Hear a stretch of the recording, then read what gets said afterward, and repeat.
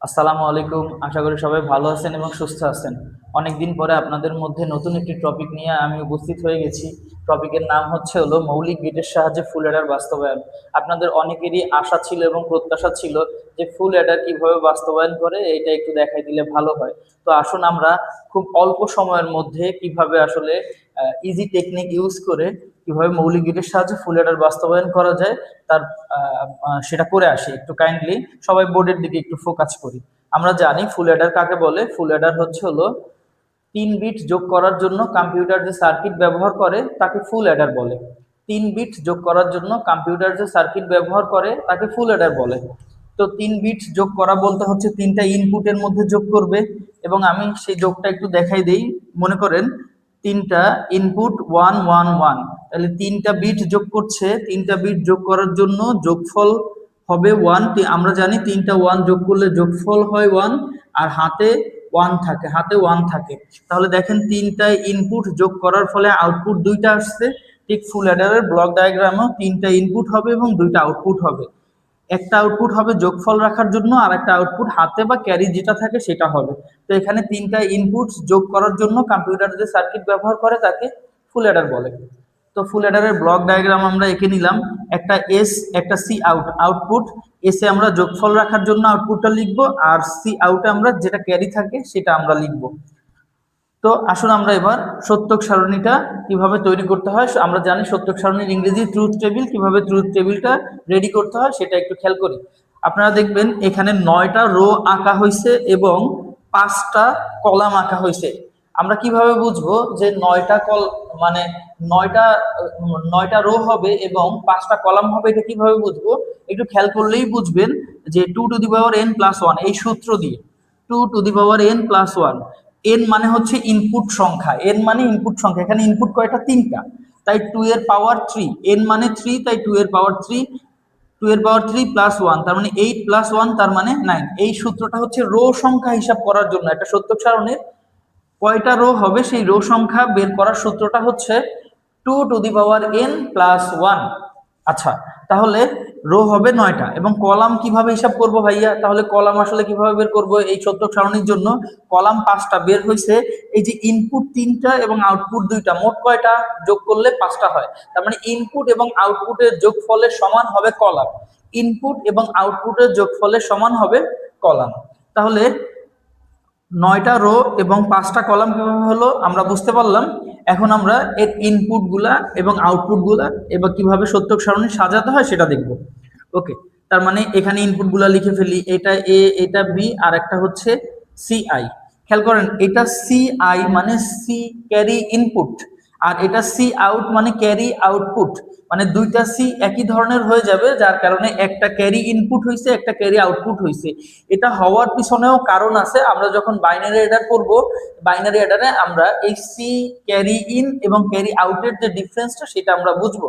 আশা করি এখন আপনারা ক্যারি মানে সি আই ধরবেন এবং সি ও ধরবেন, মানে ক্যারি ইন এবং ক্যারি আউট।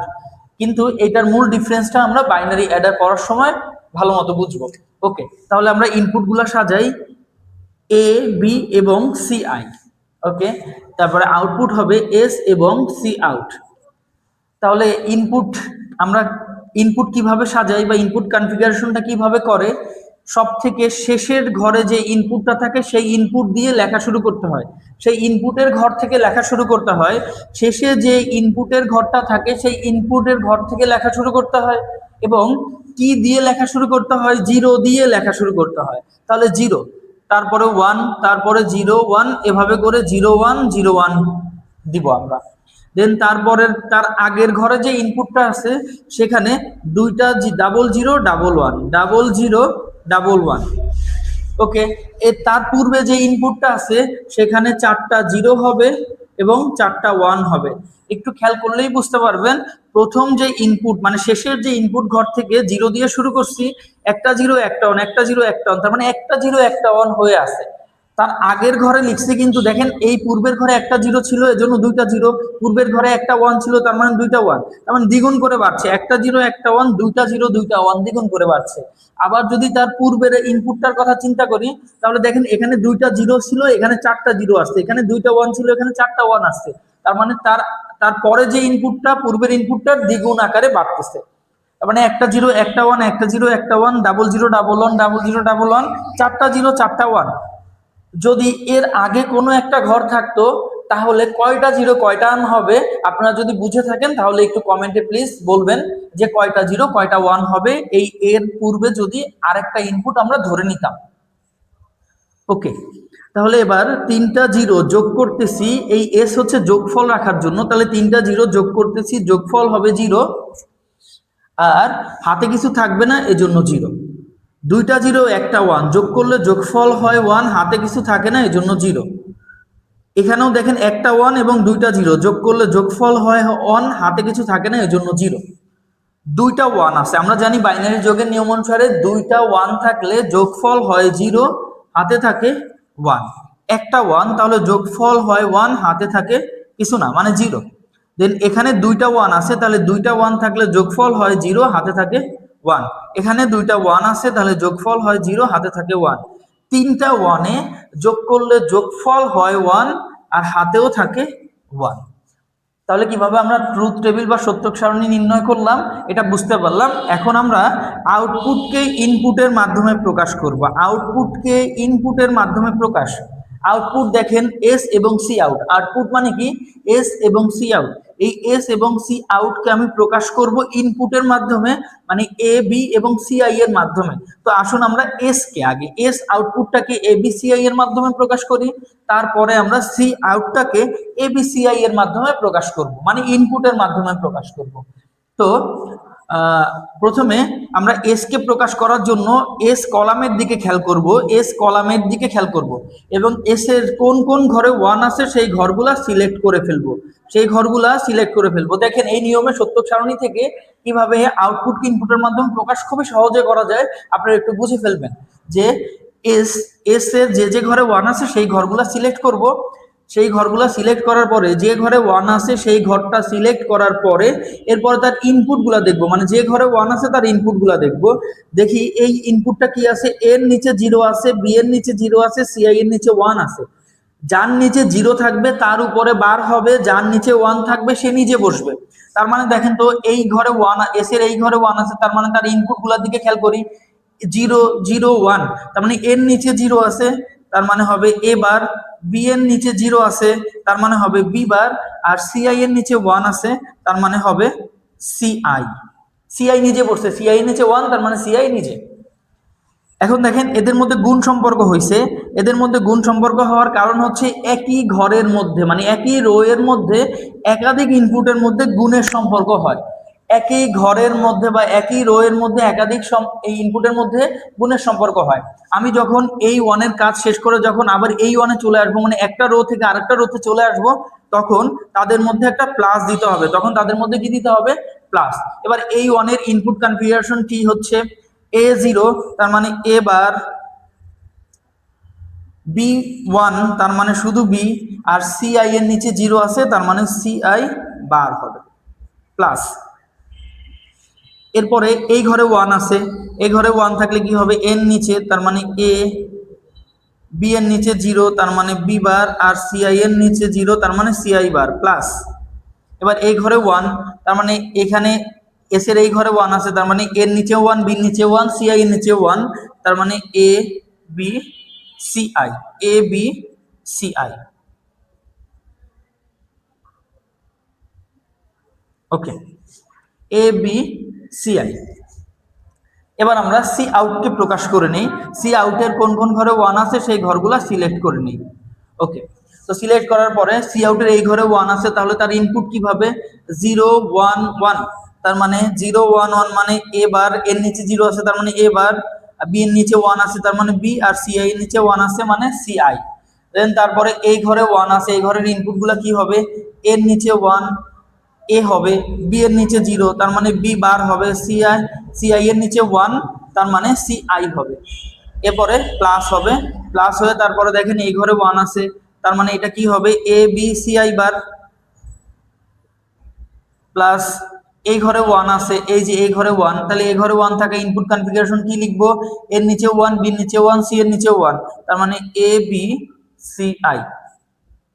ওকে, আমরা এখন সি আউটকে একটু ভেঙে একটু সরল করে নেই, যাতে আমরা চিত্রটা খুব সহজেই আঁকতে পারি, ছোট করে আঁকতে পারি।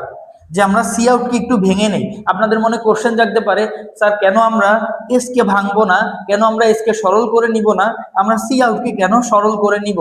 হ্যাঁ, এই কথার সমাধান হচ্ছে, আমরা যখন এস কে ভাঙতে যাব বা এস কে সরল করতে যাব, তখন সেটা যৌগিক গেট চলে আসবে। কিন্তু আমার পরীক্ষার কোশ্চেনে কি বলছে, যে মৌলিক গেটের সাহায্যে ফুল অ্যাডার বাস্তবায়ন করো। তার মানে মৌলিক গেটের সাহায্যে যদি কোনো কিছু বাস্তবায়ন করতে বলে, আমরা সবসময় মৌলিক গেট রাখার চেষ্টা করব, কখনো যৌগিক গেট যেন না হয়। আর এস কে যদি আমি কোনো রকম ভাবে ভাঙার চেষ্টা করি বা সরল করার চেষ্টা করি, তাহলে এসে যৌগিক গেট চলে আসে। সুতরাং আমরা এস কে ভাঙবো না, আমরা সি আউট কে ভাঙবো। সি আউট কেও ভাঙার প্রসেস আছে।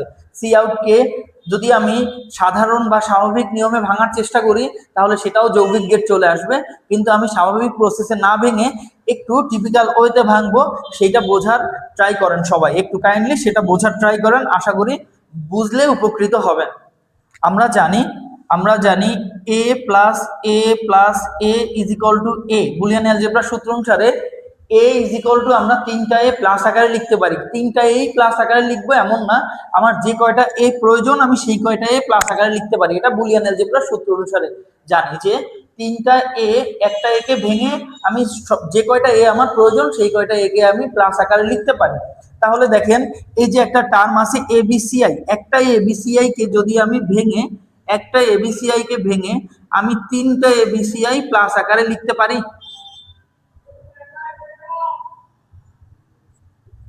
তার মানে একটা এ কে ভেঙে আমি যদি তিনটা এ প্লাস আকারে লিখতে পারি, তার মানে একটা এবিসিআই কে ভেঙে তিনটা এবিসিআই আমি প্লাস আকারে লিখতে পারি। তাই আমি এই তিনটা এবিসিআই প্লাস আকারে লিখলাম। তার মানে এ bar B CI plus A B bar CI plus A B CI bar plus A B CI. একটা এবিসিআই কে আমি তিনটা এবিসিআই ভেঙে লিখবো, তাহলে এই এবিসিআই কে আমি তিনটা এবিসিআই আকারে প্লাস আকারে লিখবো। হ্যাঁ, এখন কোশ্চেন জাগতে পারে আপনাদের মনে, যে কেন আমি তিনটা এবিসিআই লিখবো? কারণ দেখেন তো, এই এবিসিআইটা বাদে একটা, দুইটা এবং তিনটা রাশি আছে এখানে, তাই তিনটা এবিসিআই তিনটা এবিসিআই, একটা এবিসিআই কে ভেঙে আমি তিনটা এবিসিআই ভেঙে নিছি। কারণ এই একটা এবিসিআই কে ভাঙবো, এটা বাদে বাকি তিনটা রাশি আছে, এজন্য তিনটা এবিসিআই লিখলাম। এবার প্রত্যেক তিনটা রাশির সাথে এক একটা এবিসিআই কে আমি ভাগ করে দিব, তার প্লাস আকার। যেমন দেখেন, এবিসিআই, এই যে প্রথম রাশিটা লিখলাম, তারপরে এই যে এবিসিআইটা আমি প্লাস আকারে নিয়ে আসলাম এখানে। তারপরে এই যে দ্বিতীয় রাশিটা লিখবো, তারপরে এই যে এবিসিআইটাকে আমি নিয়ে যাব প্লাস, আবার তৃতীয় রাশিটা নিব,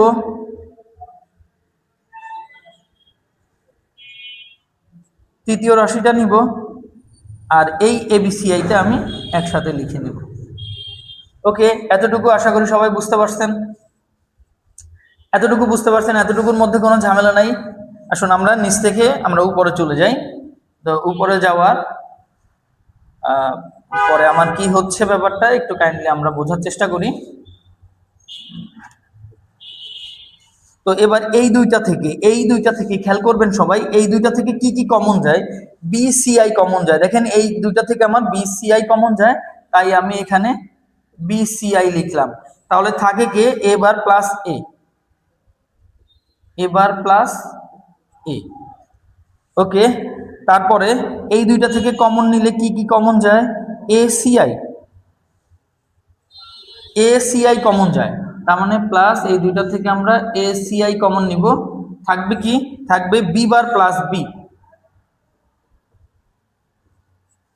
এই দুইটা থেকে দেখেন, এসিআই কমন নিচ্ছে, এই দুইটা থেকে থাকবে কি? B bar plus B. আর এই দুইটা থেকে কমন যায় কি কি? এ বি, এই যে এ বি কমন যায়, তার মানে এই দুইটার থেকে এ বি কমন যায়, তাহলে থাকে সিআই বার প্লাস সিআই। তো আমরা জানি A bar plus A is equal to কি হবে? 1 হবে। A bar plus A is equal to 1, B bar plus B is equal to 1, CI bar plus CI is equal to 1। তার মানে থাকে হচ্ছে হলো BCI plus ACI plus A B. Okay, তাহলে এটাকে আমি ভেঙে এই যে সি আউটপুটে এত বড় একটা সরলকে আমি ভেঙে এতটুকু করে ফেললাম। কেন ভাঙলাম?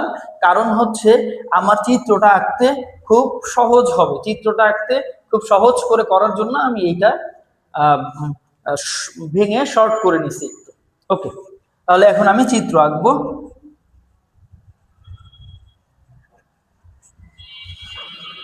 আমরা জানি চিত্র কি দিয়ে আঁকতে হয়, চিত্র সবসময় শেষের আউটপুট থেকে আঁকতে হয় এবং ইনপুট দিয়ে আঁকতে হয়। ইনপুট কয়টা এখানে? A B C I, A B C I, তার মানে কয়টা? তিনটা, তার মানে তিনটে ইনপুট দিয়ে আঁকতে হয়। প্রথমে এ একটা ইনপুট, তারপরে বি একটা ইনপুট, তারপরে সি আই একটা ইনপুট। ওকে, এবার দেখি তো আমি এ বার আছে, এ বার মানে কোন গেট? Not gate. এ বার মানে কোন গেট? Not gate. এখন নট তো জানি তিন প্রকার, মৌলিক নট, ন্যান্ডের নট এবং নরের নট। এই তিনটা নট আমরা জানি।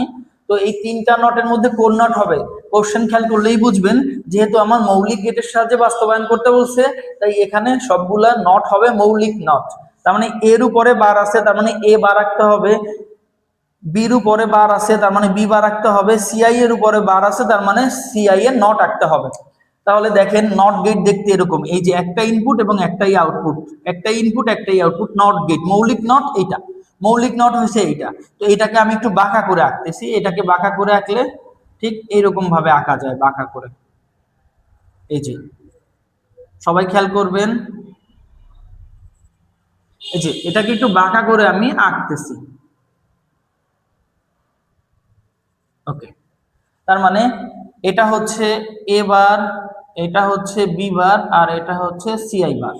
এবার খেয়াল করি এ বার, বি বার এবং সিআই, তার মানে এ বার থেকে একটা ইনপুট যাবে, এই যে এ বার থেকে একটা ইনপুট যাবে, তারপরে বি বার থেকে একটা ইনপুট যাবে, এই যে বি বার থেকে একটা ইনপুট যাচ্ছে, আর সিআই থেকে একটা ইনপুট যাবে, এই যে সিআই থেকে একটা ইনপুট যাচ্ছে। এদের মধ্যে গুণ সম্পর্ক আছে, এদের মধ্যে গুণ সম্পর্ক থাকার কারণে এটা অ্যান্ড গেট হবে। এই যে এ বার বি সি আই, এদের মধ্যে একটা গুণ সম্পর্ক আছে, তাই অ্যান্ড গেট হবে। ঠিক এইটা আবার করে নেই, যে এ bar B C I bar, তার মানে এ বার থেকে একটা ইনপুট যাবে, এই যে এ বার থেকে একটা ইনপুট যাচ্ছে, তারপর বি থেকে একটা ইনপুট যাবে, এই যে বি থেকে একটা ইনপুট যাচ্ছে, আর হচ্ছে হলো এই যে সিআই থেকে একটা ইনপুট যাচ্ছে, এই যে সিআই থেকে একটা ইনপুট যাচ্ছে। এদের মধ্যে গুণ সম্পর্ক, তাই এদের মধ্যেও অ্যান্ড গেট হবে। আমি জানি যৌক্তিক গুণের কাজ করে কোন গেট? অ্যান্ড গেট, তাই অ্যান্ড গেট আঁকছি। এটা অ্যান্ড গেটের একটা প্রতীক, তিন ইনপুট বিশিষ্ট। আচ্ছা, তারপরে এবার এটা দেখি, এ থেকে একটা ইনপুট যাচ্ছে, তো এ থেকে একটা ইনপুট যাবে, তারপরে হচ্ছে হলো বি বার এবং সিআই বার।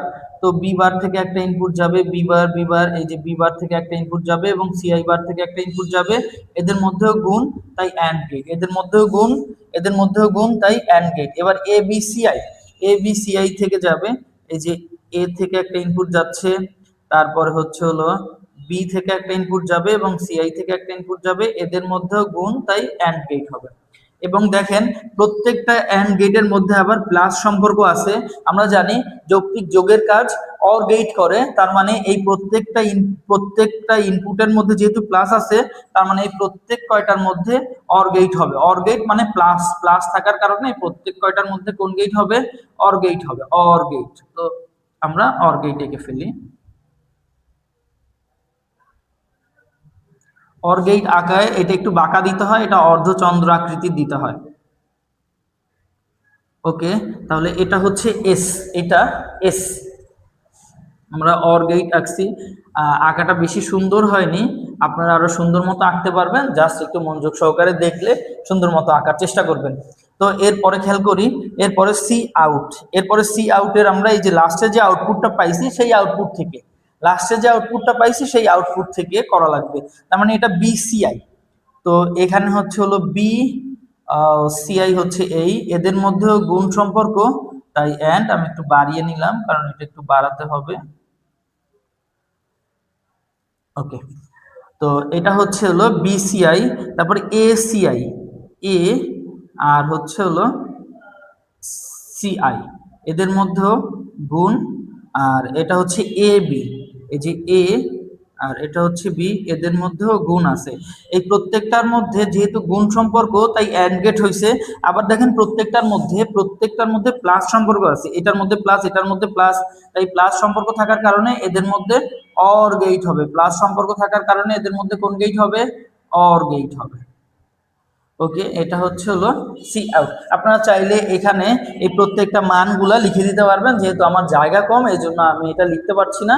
বাট আমি এটা যদি এটা হিসাব করে যদি বলি, আমি এখানে কি লেখা যায়, এখানে A bar B bar C I, তার মানে এভাবে লেখা যায় A bar B bar C I, A bar B bar C I. তারপরে এইটা লেখা যায় কি এ বার বি বার, এটা হচ্ছে হলো এ বার বি বার, আর এটা এটা হচ্ছে হলো A bar B bar C I. আর দুইটাই তো এক হয়ে গেল। আচ্ছা, A bar B bar C I, A B C I bar, A B, তাহলে এটা বি থেকে যাবে, এটা হচ্ছে হলো বি এর থেকে যাবে। একটু কাইন্ডলি মিস্টেক, এখানে একটু সবাই সতর্ক হয়ে নেবেন, এটা বি এর থেকে যাবে। তার মানে এটা হবে A bar B C I, A bar B C I bar, A bar B C I, A bar B C I bar, তার মানে A bar B C I bar, C I bar তার মানে এটার থেকে যাচ্ছে, এই যে এবার বি সি আই বার।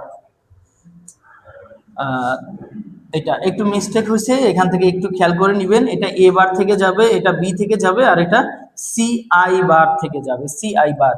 তো এবার যদি আমি এটা হিসাব করি A B bar C I, A B bar C I, তার মানে এই যে এ, এই যে বি বার, আর এই যে সি আই বার, এই যে সি আই বার, এই যে এ B bar C I bar, তার মানে A B bar C I বার। ওকে, তারপরে এটা দেখেন এ বি সি আই, তো দেখেন এটা এ, এটা বি, এটা সি আই, তার মানে এটাকে লেখা যায় এ বি সি আই। ঠিক এটা হচ্ছে হলো বি সি আই, এটা হচ্ছে এ সি আই, আর এটা হচ্ছে হলো এ বি। আশা করি বুঝতে পারছেন। এটা কঠিন জিনিস না, খুবই সহজ জিনিস। কোন জায়গা থেকে কোনটা যায় দেখেন, এটা আবার একটু খেয়াল করেন যে এটা হচ্ছে এ বার, এ বার মানে হচ্ছে এই যে এ বার থেকে একটা ইনপুট যাবে, বি বার মানে হচ্ছে এই যে বি বার থেকে একটা ইনপুট যাবে, আর এটা সি আই, সি আই মানে হচ্ছে হলো এই সি আই থেকে একটা ইনপুট যাবে। এই তিনটার মধ্যে যেহেতু গুণ সম্পর্ক, তাই এদের মধ্যে এন্ড গেট হবে, এদের মধ্যে কি গেট হবে? AND gate. এবং প্রত্যেকটা লেখার পরে আবার তাদের মধ্যে প্লাস সম্পর্ক আছে, তাই অর গেট হবে। ওকে, এই ছিল মৌলিক গেটের সাহায্যে ফুল অ্যাডার বাস্তবায়ন। এরকম সুন্দর সুন্দর আরো ইম্পর্টেন্ট টপিক নিয়ে আপনারা যদি ভিডিও দেখতে চান, তাহলে আমার চ্যানেল আইসিটি মেকারের পাশেই থাকেন, সাথেই থাকেন, যাতে আরো সুন্দর সুন্দর ইম্পর্টেন্ট টপিকগুলো আপনারা খুব ইজি ভাবে, খুব ইজি টেকনিকে এটা খুব সহজেই বুঝতে পারেন আর কি। এবং খুব সহজেই আসলে মানে মূল মূল টপিকগুলা কিভাবে সমাধান করা যায়, কিভাবে সলভ করা যায়। তারপর হচ্ছে হলো এইচএসসি বইয়ের খুব জটিল জটিল বিষয়গুলা যেগুলো আছে, যেগুলা খুবই ভয় হয় করতে, যে আমি করতে গেলেই আসলে পা পিছলে যাই, আমি কখনো করতে পারি না।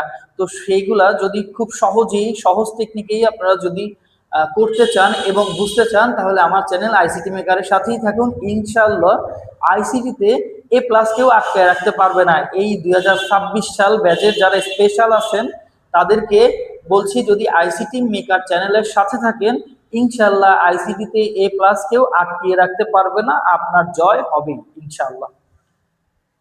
আসসালামু আলাইকুম।